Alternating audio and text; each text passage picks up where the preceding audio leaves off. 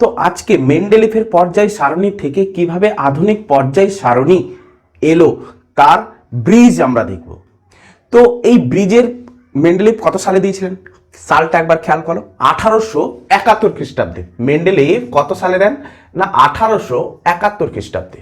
তো বিজ্ঞানী মোজলে কত সালে এসছেন, যে বিজ্ঞানী মোজলে এসছেন 1913 থেকে 1914। তো সমসাময়িক আরেকজন বিজ্ঞানী এসেছিলেন নিলস বোর। কে এসেছিলেন? বোর। তো বোরও এসেছিলেন, ওই সালটা আমরা 1913 সালে আমরা ধরব। আচ্ছা, তো ততদিনে এই মানে বোর আর মোজলে যখন এসছেন ততদিনে বিজ্ঞানী রাদারফোর্ড তো বিজ্ঞানী রাদারফোর্ড কি করেছেন না প্রোটন কণা আবিষ্কার করে ফেলেন। প্রোটন কণা যে মৌলের পরমাণুর মধ্যে এক ক্ষুদ্র একটা অংশে মধ্যে ধনাত্মক আধানযুক্ত যে কণা অবস্থান করছে তার নাম দিয়েছিলেন প্রোটন। ওই প্রোটন কণার আবিষ্কার সালটা একবার লক্ষ্য করবে 1909 সাল। সালগুলো খুব গুরুত্বপূর্ণ। তো বিজ্ঞানী রাদারফোর্ড এখানে একটা জিনিস বলেছিলেন কি না পরমাণুর নিউক্লিয়াসের বাইরে যে কক্ষপথ রয়েছে ওই কক্ষপথে যে ইলেকট্রনগুলো ঘূর্ণায়মান অবস্থায় রয়েছে ওই ইলেকট্রনগুলো কিভাবে ঘুরছে, যে কোনো কক্ষপথে ঘুরছে। তাহলে রাদারফোর্ডের এক্সপেরিমেন্টের একটু ত্রুটি কি না ইলেকট্রনগুলির, লিখে দিই, ইলেকট্রনগুলির ঘূর্ণায়মান কক্ষপথ কেমন ছিল? ঘূর্ণায়মান কক্ষপথ ছিল যেমন তেমন কক্ষপথ বা যে কোনো কক্ষপথ, যে কোনো কক্ষপথে ইলেকট্রনগুলো ঘুরে চলেছে। তো বিজ্ঞানী নিলস বোর এসে উনার এই যে কক্ষপথের ধারণাটাকে সংশোধন করেন। বিজ্ঞানী নিলস বোর এসেছিলেন। তো নিলস বোর কি বললেন যে না ইলেকট্রনগুলির কক্ষপথ যে কোনো কক্ষপথ নয়, একটা স্টেবল অরবিটাল হওয়া উচিত, একটা সুস্থিত কক্ষপথ হতে হবে। সেই কক্ষপথগুলি এমন কক্ষপথ হবে যেখানে ইলেকট্রনগুলো যদি ঘোরে তাদের কোনো শক্তির গ্রহণ বা বর্জন হবে না। যেমন করে সূর্যকে যদি আমরা নিউক্লিয়াস ধরি তো সূর্যের চতুর্দিকে ঘুরে চলেছে বিভিন্ন গ্রহ উপগ্রহ। তো এই ধরো এই যে পৃথিবী গ্রহটা যে সূর্যের চারিদিকে যে ঘুরছে, তো ঘোরার সময় কি হবে? পৃথিবীর শক্তি লস হচ্ছে। কিন্তু পৃথিবী যে এই সূর্যের চারিদিকে যে ঘুরছে এই ঘূর্ণয়নের যে কক্ষপথটা কি ডিসাইড করাচ্ছে না বলছে যে এই কক্ষপথে যদি এই পৃথিবী ঘুরতে থাকে তাহলে এর কোনো শক্তি লস হবে না। তাই শক্তির লস কি হবে না বা শক্তির গ্রহণ বা বর্জন হবে কি হবে না? হ্যাঁ হবে। তখনই কে বলছেন? বিজ্ঞানী নিলস বোর বলছেন যদি ওই গ্রহ যে কক্ষপথে ঘুরছে সেই কক্ষপথ থেকে অন্য কক্ষপথে যদি স্থানান্তরিত হয়, তার সামনের কক্ষপথ হতে পারে বা তার পেছনের কক্ষপথ হতে পারে। সামনে মানে কি না বেশি শক্তি স্তরের কক্ষপথ হতে পারে বা কম শক্তি স্তরের কক্ষপথ হতে পারে। তো বেশি শক্তি স্তর বা কম শক্তি স্তরে যদি ওই গ্রহ যদি যায় তবে গিয়ে তার শক্তি লস হবে। এখানে আমরা নিউক্লিয়াসের মধ্যে দেখছিলাম, পরমাণুর মধ্যে দেখছিলাম যে নিউক্লিয়াসের চতুর্দিকে যে ইলেকট্রন ঘুরছে ওই ইলেকট্রন যদি কাছের কক্ষপথে আসে তখন কি হবে না শক্তি বর্জন হবে, যদি দূরের কক্ষপথে যায় তাহলে শক্তি গ্রহণ হবে। কেমন করে তার একটা এক্সপেরিমেন্ট দেখা যাক। যে আমি এই এক্সপেরিমেন্টটা একটা টেনে রেখেছি যে কোনো একটা পরমাণুর মধ্যে KLMNOPQ এই 7টা কক্ষপথ কিন্তু থাকে না। থাকে কত না ইনফিনাইট কক্ষপথ থাকে, কিন্তু তাদের ইলেকট্রন বিন্যাস অনুযায়ী দেখা গেছে কি না এই 7টা কক্ষপথের মধ্যে তাদের ইলেকট্রন পরিপূর্ণ হয়ে যায়। তো যার জন্য আমাদের ইনফিনাইট পর্যন্ত ভাবার কোনো প্রয়োজন হয় না, যে 7টা কক্ষপথের মধ্যেই আমাদের ভাবনা সীমিত থেকে যায়। কিন্তু যথারীতিভাবে কক্ষপথের সংখ্যা যদি আমরা মানি তাহলে ইনফিনাইট পর্যন্ত বিস্তৃত থাকে। তো এই যদি নিউক্লিয়াস, আমি একটা হাইড্রোজেন পরমাণু নিয়েছি, এই হাইড্রোজেন পরমাণুর নিউক্লিয়াসের সবথেকে কাছের কক্ষপথ যার নাম দিয়েছি ভূমি শক্তি স্তর, ওই শক্তি স্তরের এনার্জি কত হয়ে থাকে না -13.6 ইলেকট্রন ভোল্ট। আচ্ছা, দ্বিতীয় শক্তি স্তর মানে তার পরের শক্তি স্তর N2 লিখে রেখেছি, তার পরের শক্তি স্তর হচ্ছে -3.4 ইলেকট্রন ভোল্ট। মানে কি, যে যতই দূরের দিকে যেতে আছি ততই দেখো এনার্জি বাড়তে আছে। আর এটা হচ্ছে মাইনাস, মাইনাস মানে কি জিরোর থেকে অনেকটা পিছিয়ে আছে, তার শক্তি স্তরটা অনেকটা কম। তো যত আমরা দূরের দিকে যেতে আছি, দেখো ইনফিনাইটের শক্তি স্তর হচ্ছে 0, আর প্রথম শক্তি স্তরটা কত ছিল -13.6। তাহলে নিউক্লিয়াসের কাছাকাছি অবস্থিত যে কক্ষপথ তার শক্তি স্তর হচ্ছে কি সব থেকে কম। তো দেখা গেছে কি না, এই যে শক্তি স্তরগুলোতে যে ইলেকট্রনগুলো যে ঘূর্ণায়মান রয়েছে, ওই ঘূর্ণায়মানের সময় কোনো শক্তির গ্রহণ বা বর্জন হয় না। বিজ্ঞানী নিলস বোরের কথা, আমার তোমার কথা নয়, বিজ্ঞানী নিলস বোরের কথা। যে কক্ষপথে যে ইলেকট্রন ঘুরবে তার শক্তির কোনো গ্রহণ বর্জন হবে না। শক্তির গ্রহণ বর্জন কখন হবে না, যখন সে একটা এনার্জি লেভেল থেকে আরেকটা এনার্জি লেভেলে জাম্প করবে, তার আগে পর্যন্ত নয়। তো এই কক্ষপথটা কেমন ছিল, বিজ্ঞানী নিলস বোর বললেন কি না, এই কক্ষপথটা যে কোনো কক্ষপথ এটা কিন্তু ঠিক নয়। তো নীল বোর এইখানটায় কারেকশন করলেন, বোর কারেকশন করে দিলাম, বোর কারেকশন। তো বোর কি করলেন না, বোর বললেন যে যে কোনো কক্ষপথ কিন্তু নয়, ইলেকট্রনগুলি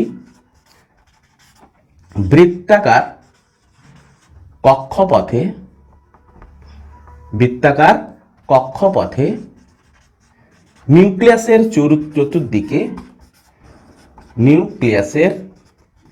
চতুর্দিকে আবর্তন করে। আর এই প্রত্যেকটা কক্ষপথ একটা সুস্থিত কক্ষপথ। এই কক্ষপথগুলি সুস্থিত মানে স্টেবল অরবিটাল, যে এই শক্তি স্তরে ইলেকট্রন ঘূর্ণায়মানের সময় কোনো শক্তির লস হবে না। তো রাদারফোর্ডের যে সকল ত্রুটিগুলো ছিল সেই সকল ত্রুটিগুলো বোরের কারেকশনের দ্বারা সমাপ্ত। বোর ওইগুলোকে কারেকশন করলেন। কিন্তু তৎকালীন বিজ্ঞানী কে ছিলেন না, মোজলেও ছিলেন 1913 থেকে 1914 সাল পর্যন্ত। তো প্রোটন তো আবিষ্কার হয়ে গেছে। তো প্রোটনের ধারণা থেকে তখন পর্যন্ত চলে এসছে কি, যে মৌলের অধিকাংশ ধর্ম প্রোটন কণা বা প্রোটন সংখ্যা বহন করে থাকে।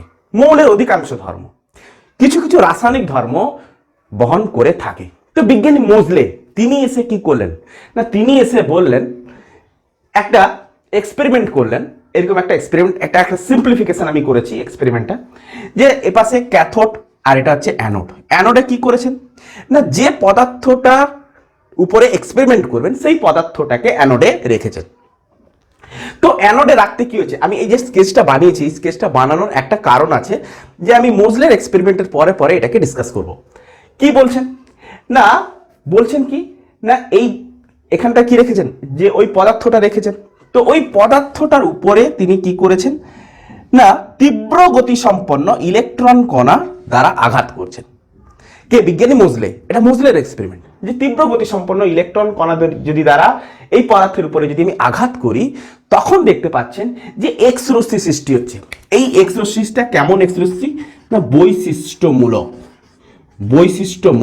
এক্স রশ্মি। বৈশিষ্ট্যমূলক এক্স রশ্মি মানে কি, যে বিভিন্ন ধাতু বিভিন্ন পদার্থ রেখে তার উপরে এক্সপেরিমেন্ট করে তিনি বৈশিষ্ট্যমূলক এক্স রশ্মির একটা ডাটা কালেক্ট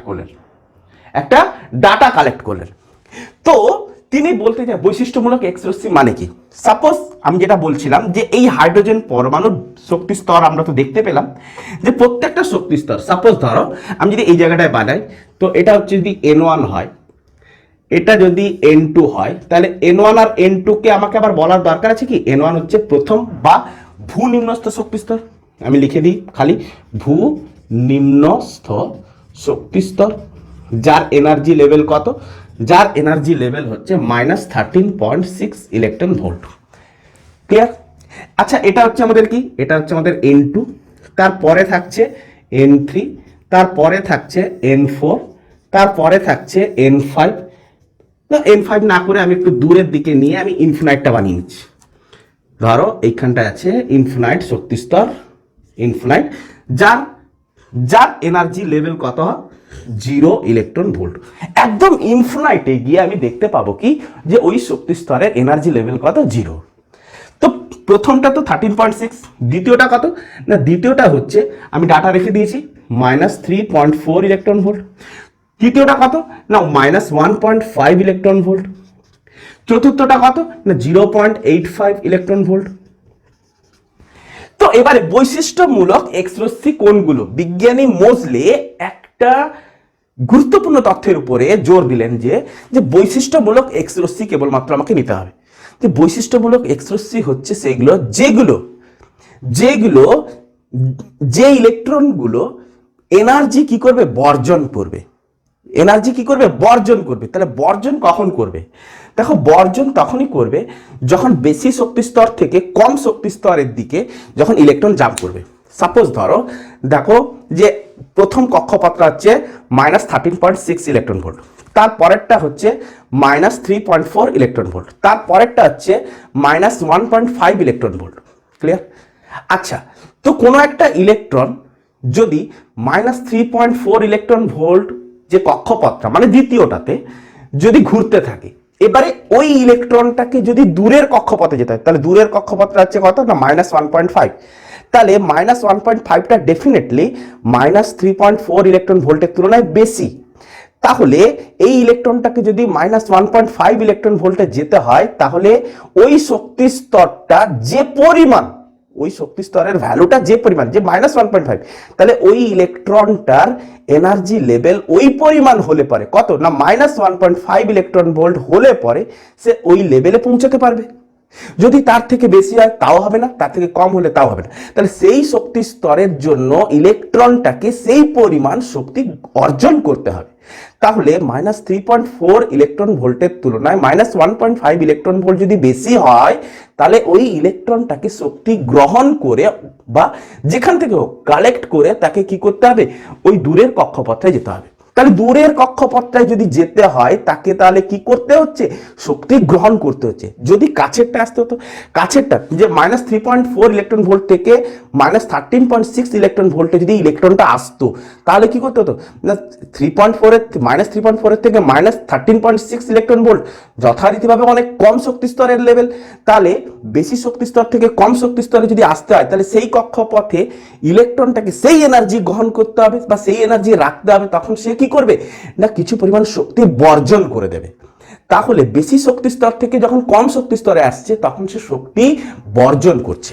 তাহলে আমি লিখে দিই যে বেশি শক্তি স্তর থেকে কম শক্তি স্তরে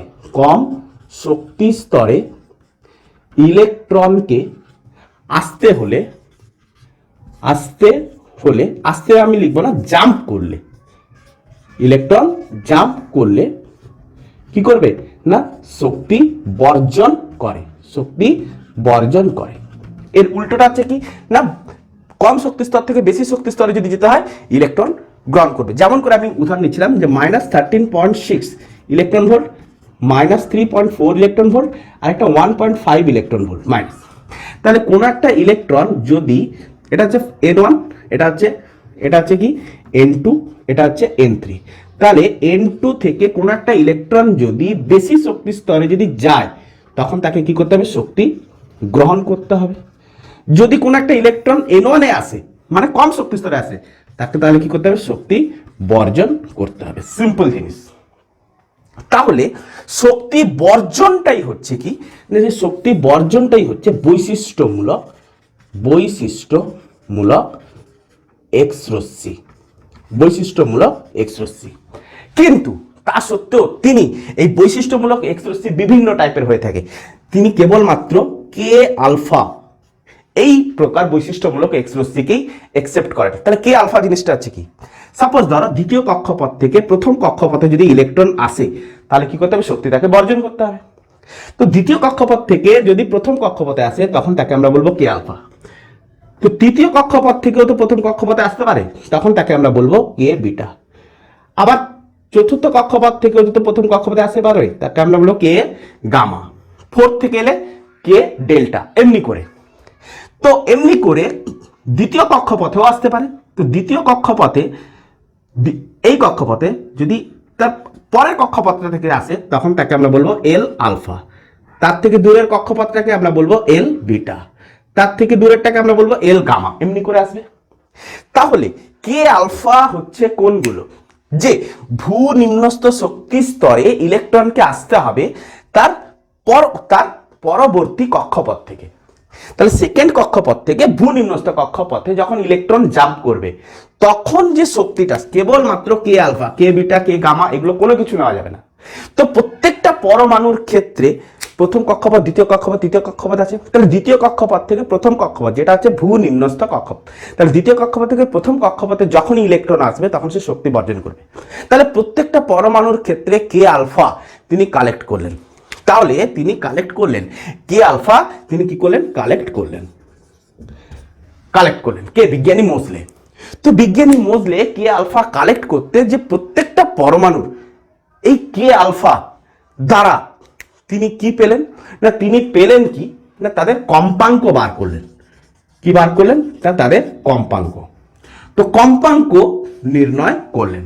এই কম্পাঙ্ক নির্ণয় করার সাথে সাথে তিনি বললেন কি যে আমি একটা ফর্মুলা দিচ্ছি যে রুট নিউ, কম্পাঙ্কের চিহ্ন হচ্ছে কি না নিউ চিহ্ন, এরকম nu, root nu is equal to a into Z, Z হচ্ছে পারমাণবিক সংখ্যা, মাইনাস বি।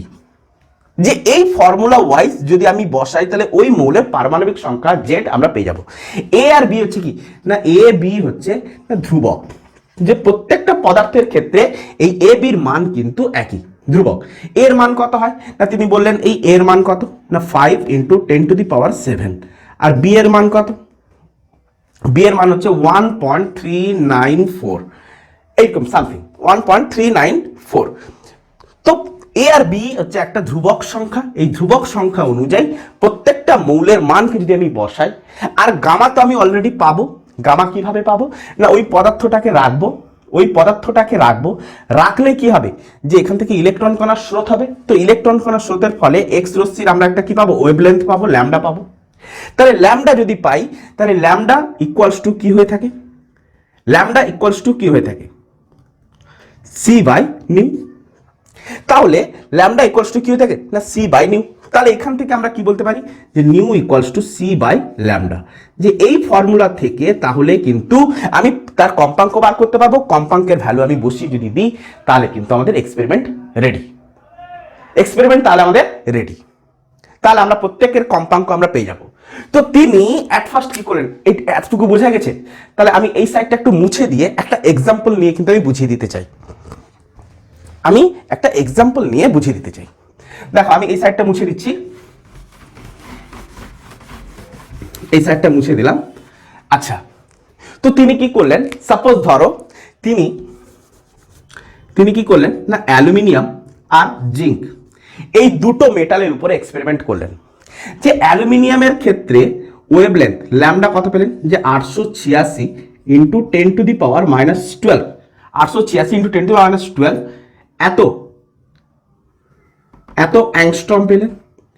আর জিঙ্কের ক্ষেত্রে তিনি কত পেলেন না 146 × 10⁻⁻12 অ্যাংস্ট্রম পেলেন। অ্যাংস্ট্রম করবো না, অ্যাংস্ট্রম নয়, এত মিটার হয়েছে, এত মিটার। ক্লিয়ার? তাহলে প্রত্যেকের তিনি কম্পাঙ্ক পেয়ে গেলেন। আচ্ছা, তো এখান থেকে অ্যালুমিনিয়ামের আমি বার করতে পারি প্রত্যেকে এগুলো কি ছিল, এগুলো ছিল তার ওয়েভলেন্থ মানে তরঙ্গ দৈর্ঘ্য। তো তরঙ্গ দৈর্ঘ্য কি করে পেলেন, এক্সপেরিমেন্ট থেকে তিনি ওই বৈশিষ্ট্যমূলক এক্স রশ্মির কম্পাঙ্কগুলো ধরলেন। বৈশিষ্ট্যমূলক এক্স রশ্মি বলতে অনলি কে আলফা, শুধুমাত্র দ্বিতীয় কক্ষপথ থেকে প্রথম কক্ষপথে যে ইলেকট্রন জাম্প করছে সেই ইলেকট্রনের মানে তরঙ্গ দৈর্ঘ্যটাকে কালেক্ট করলেন। তো প্রত্যেকটা মেটালের ক্ষেত্রে ওরকম কম্পাঙ্ক তিনি কালেক্ট করলেন। তো কালেক্ট করার পর আমি যদি শুধু অ্যালুমিনিয়ামের ক্ষেত্রে যদি আমি একটা বার করি তাহলে দেখো যে অ্যালুমিনিয়ামের পারমাণবিক সংখ্যা কত হয় না, অ্যালুমিনিয়ামের পারমাণবিক সংখ্যা তো 13 হয়। তো আমাদের বার করতে হবে যে এই ফর্মুলা থেকে এই যে root nu equals to a into Z minus b, এই ফর্মুলা থেকে অ্যালুমিনিয়ামের পারমাণবিক সংখ্যা যে 13 বেরোচ্ছে কি বেরোচ্ছে না সেটা আমাকে চেক করতে হবে। তাহলে এখান থেকে আমি তার কম্পাঙ্ক বার করতে পারবো। তাহলে কম্পাঙ্ক বার করার জন্য ফর্মুলা হচ্ছে কি সি বাই ল্যামডা। তাহলে সি হচ্ছে কত না, মানে শূন্য মাধ্যমে আলোর বেগ 3 × 10⁸ ডিভাইড বাই 8 886 গুণিতক 10⁻−12। তাহলে এটা কি হবে, কম্পাঙ্কের ইউনিট হচ্ছে হার্জ, কম্পাঙ্কের ইউনিট হচ্ছে হার্জ। এত এটা হচ্ছে তরঙ্গ দৈর্ঘ্য মিটার পার সেকেন্ড, কম্পাঙ্কের ইউনিট হচ্ছে কি হার্জ। তাহলে যদি আমি বসিয়ে দিই তাহলে আমি কত পাচ্ছি, দেখো ভাগ করে আমি পাচ্ছি, ভাগ করে আমি কি পাচ্ছি দেখো, দেখো 3 × 10⁸, দাঁড়াও 3 × 10⁸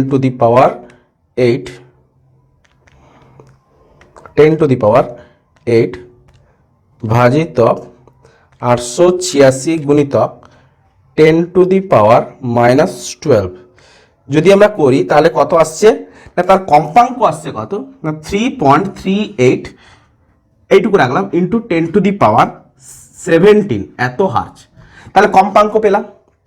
আচ্ছা, তার ওনার ফর্মুলা কি ছিল এটা, তার ফর্মুলাটা লিখে নিলাম যে root nu equals to a × z - b। তাহলে আমার কথা হচ্ছে z ইকুয়ালস টু হোয়াট, জেডটাকে আমাকে বার করতে হবে যে অ্যালুমিনিয়ামের পারমাণবিক সংখ্যা 13। উনার এই এক্সপেরিমেন্ট থেকে যদি আমি 13 বার করতে পারি তাহলে কিন্তু খেল খাতাম।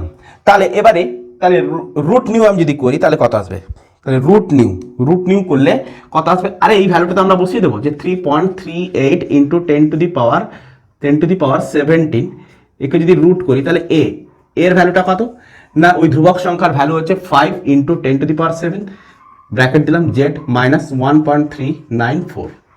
ক্লিয়ার? তো আমাকে জেডটাকে কি করতে হবে, নির্ণয় করতে হবে।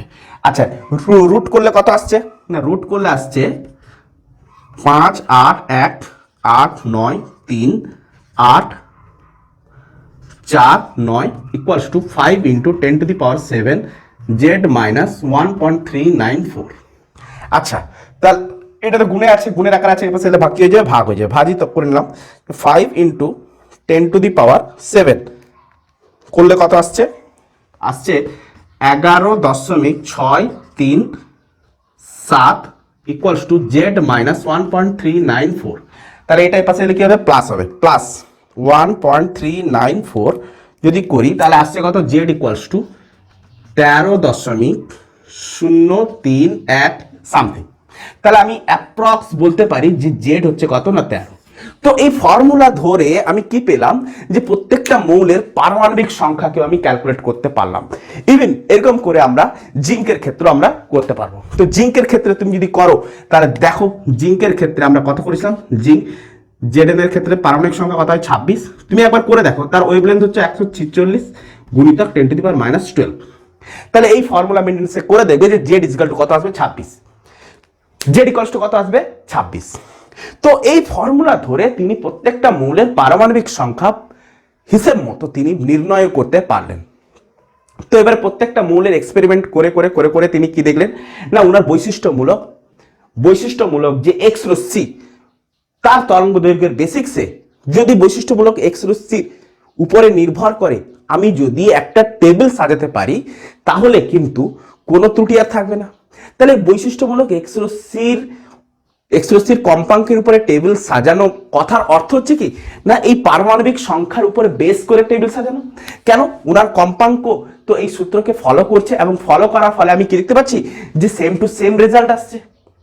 তখন তিনি কি বললেন যে একটা পরমাণুর মধ্যে যে প্রোটন সংখ্যাটা রয়েছে ওই প্রোটন সংখ্যাটা তার রাসায়নিক ধর্মকেও যেমন করে সূচিত করে তেমন করে আর কি সূচিত করে না, ওই পরমাণু ওই মৌলটার কি কি ধর্ম হওয়া উচিত, তার কি প্রকৃতি হওয়া উচিত তাও সূচিত করতে পারে। আর বাইরের কক্ষে যে ইলেকট্রন ঘূর্ণায়মান অবস্থায় রয়েছে ওই ইলেকট্রন অন্য কোনো মৌলের পরমাণুর সাথে রাসায়নিক বিক্রিয়ায় অংশগ্রহণ করার সময় কি কি ধর্ম দেখাবে সেটাও ডিসাইড করতে পারে। কেন না, তখন পর্যন্ত ডিসাইড হয়ে গেছে যে কোনো মৌলের পরমাণুর মধ্যে যতগুলো প্রোটন থাকে ঠিক ততগুলো ইলেকট্রন থাকে। ততদিন পর্যন্ত আমরা একটা পেয়ে গেছি কি যে হাইড্রোজেন পরমাণুর প্রোটন সংখ্যা আর ইলেকট্রন সংখ্যা হচ্ছে কি একই। তাহলে এই ক্রাইটেরিয়া গুলো থেকে তো আমরা একটা সিদ্ধান্তে পেলাম যে পিরিয়ডিক টেবিলটাকে বৈশিষ্ট্যমূলক এক্স রশ্মির রেসপেক্টে সাজানো বা প্রোটন সংখ্যার রেসপেক্টে সাজানো, দুটোই কিন্তু একই। তো তখন আধুনিক পর্যায় সারণীর নাম সংযোজন করা হলো। মোজলের এই এক্সপেরিমেন্টের পরে মেন্ডেলিফের পর্যায় সারণীর যে সূত্র, ওই সূত্রকে কারেকশন করা হলো এবং আধুনিক পর্যায় সারণী বা আধুনিক পর্যায় সূত্র নামে ভূষিত করা হলো।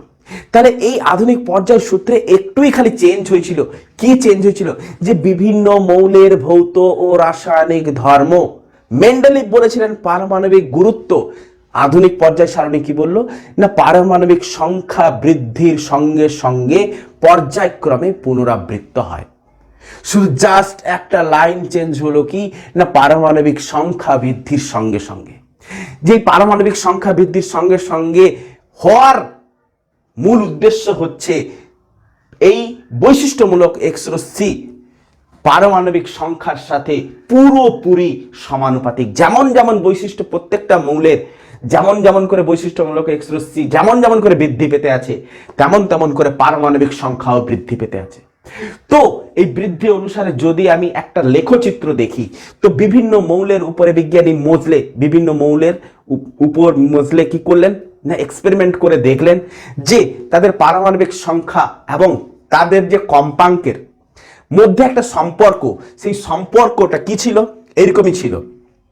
যদি সম্পর্কটা আমি দেখাতে চাই, এইখানটা আমি লিখে দিচ্ছি, এইখানটা লিখে দিচ্ছি, এইখানটা লিখে দিচ্ছি কি না যে সম্পর্কটা এক্সাক্ট যে সম্পর্কটা তো এটা, তার থেকে যে সম্পর্কটা আমি পেলাম যে root nu proportional to Z, যে রুট নিউর ভ্যালু যেমন যেমন করে বৃদ্ধি পেতে আছে। রুট নিউটা আছে কি না রুট নিউটা হচ্ছে যে কোনো মৌলের পরমাণু থেকে নির্গত এক্স রশ্মির কম্পাঙ্ক, এক্স রশ্মি বলতে বৈশিষ্ট্যমূলক এক্স রশ্মির কম্পাঙ্কের বর্গমূল পারমাণবিক সংখ্যার সহিত সমানুপাতিক। যে প্রত্যেকটা মৌলের এক্স রশ্মির বৈশিষ্ট্যমূলক এক্স রশ্মির কম্পাঙ্কের বর্গমূল যেমন যেমন করে বাড়তে আছে, তেমন তেমন করে পারমাণবিক সংখ্যাও বাড়তে আছে। তো বাড়ার ফলে তিনি যে একটা গ্রাফ পেয়েছিলেন, তো এদিকে যদি আমি রুট নিউ নিই আর এদিকে যদি আমি পারমাণবিক সংখ্যা নিই মানে জেড, যেটা হচ্ছে পারমাণবিক সংখ্যা, সেই অনুযায়ী তিনি যখন গ্রাফ করলেন প্রত্যেকটা মৌলের উপর, প্রত্যেকটা মৌলের এর মানে রুট নিউ আর জেড এর মধ্যে যখন একটা গ্রাফ বানালেন, তখন তিনি কি দেখলেন না প্রত্যেকটা মৌলের ক্ষেত্রে এইভাবে গ্রাফ দেখতে পেলেন। যে গ্রাফটা কেমন ছিল? একদম লিনিয়ার, সুস্পষ্ট একদম ছিল, একদম সুস্পষ্ট। যে গ্রাফটা কেমন ছিল? এইরকম এইরকম এইরকম একটা গ্রাফ পেলেন। কিন্তু তিনি যখনই পারমাণবিক গুরুত্বের উপরে যখন মানে গ্রাফ বানালেন, ওই মৌলগুলোর উপরে যে নির্দিষ্ট মৌলগুলোর নিয়েছিলেন সেই নির্দিষ্ট মৌলগুলোর উপরে পারমাণবিক গুরুত্বের উপরে যখন তিনি গ্রাফ বানালেন, তখন তিনি কি দেখলেন যে পারমাণবিক গুরুত্বের উপরে গ্রাফটা একবার লক্ষ্য করুন, যে এদিকে হচ্ছে রুট নিউ আর এদিকে হচ্ছে পারমাণবিক গুরুত্ব, লিখে দিই, বা অ্যাটমিক মাস, আমরা যেটা ইংরেজিতে বলি অ্যাটমিক মাস, অ্যাটমিক মাস। যদি এর উপরে যদি আমরা বানাই, তখন আমরা তখন কি দেখতে পাচ্ছেন? তখন এইরকমই কিছু দেখতে পাচ্ছেন।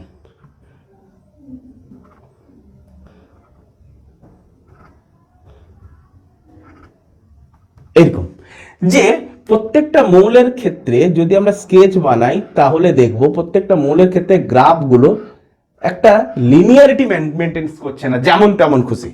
যে প্রত্যেকটা মৌলের, ধরো এই মৌলটার কম্পাঙ্ক, এই পারমাণবিক গুরুত্ব বিশিষ্ট মৌলটার কম্পাঙ্ক এই, আবার এই পারমাণবিক গুরুত্ব বিশিষ্ট মৌলটার কম্পাঙ্ক এই। তো প্রত্যেকটার ক্ষেত্রে কম্পাঙ্কের একটা ভ্যারিয়েশন দেখতে পাচ্ছেন, যেখানে কোনো সিমিলারিটি ছিল না। কিন্তু পারমাণবিক সংখ্যার সাথে যখন তিনি করলেন, তখন তিনি একটা দেখতে পেলেন কি না এর একটা সিম্পলিফিকেশন রূপ রয়েছে। তাহলে ডেফিনেটলি পারমাণবিক সংখ্যার উপরে জোর দেওয়া যাক এবং পর্যায় সারণীকে এইভাবে সাজানো যাক। তো পর্যায় সারণীকে পারমাণবিক সংখ্যার উপরে সাজাতে গিয়ে দেখা গেল কি না আইসোটোপগুলোর মধ্যে ত্রুটি ছিল। আইসোটোপ যে অক্সিজেনের তিনটা আইসোটোপ, 16, 17, 18 পারমাণবিক গুরুত্ব বিশিষ্ট তিনটা আইসোটোপ। তো মেন্ডেলিভ কি করেছেন যে পারমাণবিক গুরুত্ব বৃদ্ধির সাথে সাথে সাজাবো। তো প্রত্যেকটার পারমাণবিক গুরুত্ব আলাদা হওয়া সত্ত্বেও oxygen 17, oxygen 18, oxygen 19, sorry oxygen 16, oxygen 17, oxygen 18, এই তিনটা আইসোটোপগুলোকে একটাই মাত্র কক্ষে রেখেছিলেন। একটাই মাত্র কক্ষ বলবো না, একটাই মাত্র ওটাকে কি বলবো ঘরে রেখেছেন। তিনটাকে, কিন্তু প্রত্যেকের তো পারমাণবিক গুরুত্ব আলাদা, তাহলে তো প্রত্যেকটা আলাদা আলাদা ঘর দেওয়া উচিত ছিল, কিন্তু তিনি কেনই এই একটা ঘরে রাখলেন? তো মোজলের এই এক্সপেরিমেন্টের পর এই যে ধারণাটা পুরো চেঞ্জ হয়ে যায়। কি না, অক্সিজেন 17 পারমাণবিক গুরুত্ব বিশিষ্ট, তার মৌল পরমাণুটার পারমাণবিক সংখ্যা তো 16। অক্সিজেন 16 পারমাণবিক গুরুত্ব বিশিষ্ট মৌলটার তার পারমাণবিক অক্সিজেন 16 পারমাণবিক গুরুত্ব বিশিষ্ট মৌলটার পারমাণবিক সংখ্যা 8। অক্সিজেন 17 পারমাণবিক গুরুত্ব বিশিষ্ট যে মৌলটা তার পারমাণবিক সংখ্যা 8। অক্সিজেন 18 পারমাণবিক গুরুত্ব বিশিষ্ট মৌলটা তার পারমাণবিক গুরুত্ব বিশিষ্ট মৌলটার পারমাণবিক সংখ্যা 8। তাহলে প্রত্যেকের পারমাণবিক সংখ্যা যদি একই হয়, কেন তাদেরকে আমি একই ঘরে রাখবো না? তাহলে এই ডাউটটা মোজলের এক্সপেরিমেন্টের পর কিন্তু ক্লিয়ার। মোজলের এক্সপেরিমেন্টের পরে কি হয়? ক্লিয়ার হয়ে যায় যে অক্সিজেন 8-16, অক্সিজেন 8-17, অক্সিজেন 8-18, তাহলে প্রত্যেকের পারমাণবিক সংখ্যা একই, তাহলে তাদেরকে কেন একটা গ্রুপে রাখবো না? কিন্তু মেন্ডেলিফের ধারণা অনুযায়ী পারমাণবিক গুরুত্ব বৃদ্ধির সাথে সাথে পর্যায়ক্রমে পুনরাবৃত্ত হয়, তাহলে প্রত্যেকের পারমাণবিক গুরুত্ব যদি আলাদা হয়, তাহলে তাদেরকে আমি কেনই বা আলাদা আলাদা কক্ষপথ দেব না? তাহলে এই ডাউটটা কিন্তু মোজলের এক্সপেরিমেন্টের পর কিন্তু ক্লিয়ার। আরে মোজলে যখনই অক্সিজেন 8-16 উপরে যখন এক্সপেরিমেন্ট করলেন, তার ক্ষেত্রে বৈশিষ্ট্যমূলক এক্সরশ্মির যে তরঙ্গ দৈর্ঘ্য তিনি পেলেন, 8-17 উপরে এক্সপেরিমেন্ট করেও সেম তরঙ্গ দৈর্ঘ্য, 8-18 উপরে এক্সপেরিমেন্ট করেও সেম তরঙ্গ দৈর্ঘ্য। কেন? আরে ওই মৌলটার যে নিউক্লিয়াসের মধ্যে তো সমান সংখ্যক প্রোটন রয়েছে, তাহলে ওই প্রোটন সংখ্যার উপরে নির্ধারিত হচ্ছে যে ও কত ইলেকট্রন গ্রহণ বা কি পরিমাণ শক্তির ইলেকট্রন গ্রহণ করবে, ওই ইলেকট্রনটা কি পরিমাণ শক্তি গ্রহণ করবে বা বর্জন করবে, সেটাই তো ডিসাইড হচ্ছে, তাই না? যদি উচ্চ শক্তি স্তর থেকে নিম্ন শক্তি স্তরে আসে, তখন সে কি করবে না শক্তি বর্জন করবে। তাহলে সে কি পরিমাণ শক্তি বর্জন করবে সেটা তো অলরেডি নিউক্লিয়াস বলে দিচ্ছে। তো নিউক্লিয়াসের মধ্যে একটা আধারিত মোট পরাতড়িৎ আধান হচ্ছে কি প্রোটন সংখ্যা, যেটা ধনাত্মক আধান বহন করে থাকে। তাহলে এই ধনাত্মক আধানের উপরে বেস করেই তো ওই ইলেকট্রনটা কি পরিমাণ শক্তি বর্জন করবে, যে উচ্চ শক্তি স্তর থেকে নিম্ন শক্তি স্তরে আসতে গেলে, তাহলে সেটা তো নিউক্লিয়াসই তো ডিসাইড করে দিল। তাহলে সবার ক্ষেত্রে সমান সমান বৈশিষ্ট্যমূলক এক্সরশ্মি আমি পেতে চলেছি, তাহলে তাদের ক্ষেত্রে পারমাণবিক সংখ্যা একই হতে চলেছে, কেনই বা তাহলে আমি একটা ঘরে রাখবো না? তাহলে এই যে আইসোটোপের যে ধারণা, এই ধারণাটা অনেকটাই গুরুত্বপূর্ণ ছিল, সেটাও কারেকশন হয়ে গেল। উপরন্তু পটাশিয়াম আর আর্গন, তো দুজনের ক্ষেত্রে লক্ষ্য করবে যে মেন্ডেলিভ কি করেছিলেন না, পটাশিয়াম আর আর্গনের মধ্যে যে পটাশিয়ামটার পারমাণবিক গুরুত্ব কত ছিল, পটাশিয়াম চতুর্থ নম্বর পর্যায়ে প্রথম মানে গ্রুপে ছিল, যেখানটায় 39.10 ছিল। পটাশিয়ামের পারমাণবিক গুরুত্ব কত ছিল? যে পটাশিয়ামের পারমাণবিক গুরুত্ব ছিল 39.10, কিন্তু পটাশিয়ামের পারমাণবিক সংখ্যা কত পাওয়া গেল না 19। আর্গনের কত ছিল না, আর্গনের ছিল যে 39.994। আর্গনের কত না পারমাণবিক সংখ্যা হচ্ছে 18। তাহলে মেন্ডেলিভ কি করেছিলেন না, আর্গনটাকে পটাশিয়ামের আগে স্থান দিয়েছিলেন, কিন্তু আর্গনের পারমাণবিক গুরুত্ব মেন্ডেলিভ কি করেছেন যে পটাশিয়ামের আগে আর্গন দিয়ে দিয়েছেন। তাহলে আর্গনকে যদি দিয়ে দিই, তাহলে তারপরে পটাশিয়াম কি করে দেওয়া সম্ভব না, কারণ পটাশিয়ামের পারমাণবিক গুরুত্ব তো কম, তাহলে পটাশিয়াম তো আগে থাকবে, তারপর তো আর্গন থাকবে। কিন্তু মেন্ডেলিভ কি করলেন, আগে আর্গন দিয়ে দিলেন, তারপরে পটাশিয়াম দিয়ে দিলেন। তাহলে এটা টোটালি বিরোধী ছিল, সম্পূর্ণ ভুল ছিল। তাহলে যখন মোজলের এক্সপেরিমেন্ট চলে এলো, তখন দেখা গেল কি না, পটাশিয়াম থেকে নির্গত বৈশিষ্ট্যমূলক এক্সরশ্মি এবং আর্গন থেকে নির্গত বৈশিষ্ট্যমূলক এক্সরশ্মিকে নিয়ে চেক করা গেল। চেক করতে দেখা গেল যে পটাশিয়ামের পারমাণবিক সংখ্যা কত বেরোচ্ছে 19, আর্গনের পারমাণবিক সংখ্যা হচ্ছে 18। তাহলে 18টাকে আগে স্থান দেওয়া হোক, 19টাকে পরে স্থান দেওয়া হোক। তাহলে বৈশিষ্ট্যমূলক এক্সরশ্মির দ্বারা তাদের প্রোটন সংখ্যা জানতে পারার ফলে মৌলগুলোকে পর্যায় সারণীতে একটা সিকোয়েন্সে সাজানো গেল। তাহলে মেন্ডেলিভের ক্ষেত্রে আর্গনকে আগে স্থান দেওয়া, পটাশিয়ামকে পরে স্থান দেওয়া, এই যে বিতর্কিতমূলক যে কথাটা ছিল, যে ত্রুটিটা ছিল, সেই ত্রুটিটা কিন্তু মোজলের এক্সপেরিমেন্টের পর কিন্তু কারেকশন হয়ে যায়। তাহলে মোজলে আধুনিক পর্যায় সারণী আনার ক্ষেত্রে গুরুত্বপূর্ণ একটা অবদান রাখেন। তো মোজলের এক্সপেরিমেন্টের পর আধুনিক পর্যায় সূত্র আসে। যে আধুনিক পর্যায় সূত্র আমরা নেক্সট লেকচারে দেখতে চলেছি কি, যে আধুনিক পর্যায় সূত্র কি। যে আধুনিক পর্যায় সূত্র তো কিছুই না, শুধু পারমাণবিক গুরুত্বকে বাদ দিয়ে, মেন্ডেলিভের পর্যায় সূত্রে পারমাণবিক গুরুত্বকে বাদ দিয়ে পারমাণবিক সংখ্যা ইনক্লুড করে দাও, সমস্ত তথ্য দিলে কারেকশন হয়ে যাবে। মেন্ডেলিভের যা যা বিতর্কিতমূলক ঘটনা মানে বিতর্কিতমূলক সিদ্ধান্তগুলো ছিল, সেই সিদ্ধান্তগুলো কারেকশন হয়ে যাবে। দুটো সিদ্ধান্ত অলরেডি আমরা এখানেই দেখে নিলাম, একটা আইসোটোপের অবস্থান আইসোটোপের বিতর্কিত অবস্থান, আর সেকেন্ড হচ্ছে পটাশিয়াম আর্গন, উপরন্তু আরেকটা ছিল কোবাল্ট নিকেল। তো তাদের ক্ষেত্রেও এই বিতর্কিতমূলক অবস্থান সেটাও কি হয়, মোজলের পরীক্ষার দ্বারা কিন্তু কারেকশন হয়। তাহলে আধুনিক পর্যায় সূত্র স্থাপনার ক্ষেত্রে মোজলের এক্সপেরিমেন্ট গুরুত্বপূর্ণ ভূমিকা গ্রহণ করে। তাহলে আধুনিক পর্যায় সূত্র থেকে আধুনিক পর্যায় সূত্র আসার জন্য মোজলের এক্সপেরিমেন্টটাকে খুব গুরুত্ব দিয়ে জানা খুব প্রয়োজন। ক্লিয়ার? তো মোজলের এই এক্সপেরিমেন্টের মধ্যে নিলস বোরের অবদান কিন্তু খুব জরুরি ছিল।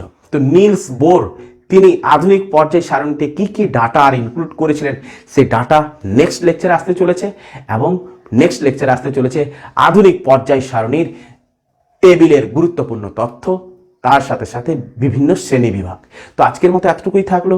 যদি ভালো লেগে থাকে, আই উইশ করছি যে তোমাদের মন দিয়ে আমি পড়াবো এবং আরও বেটার থেকে বেটার রেজাল্ট করে আমি দেখাবো। তো তোমরা যদি আজকের লেকচার থেকে উপকৃত হয়ে থাকো, তো আমি জানাবো তোমরা সাবস্ক্রাইব করো, লাইক করো, কমেন্ট করো এবং বন্ধুদের কাছ থেকে শেয়ার করে দাও, তো বন্ধুরাও যাতে এরকম একটি ফিলিংস লেকচার দেখতে সুযোগ পায়। তো আই হোপ তোমরা ভালোভাবে মন দিয়ে পড়ছো। Best of luck, good evening.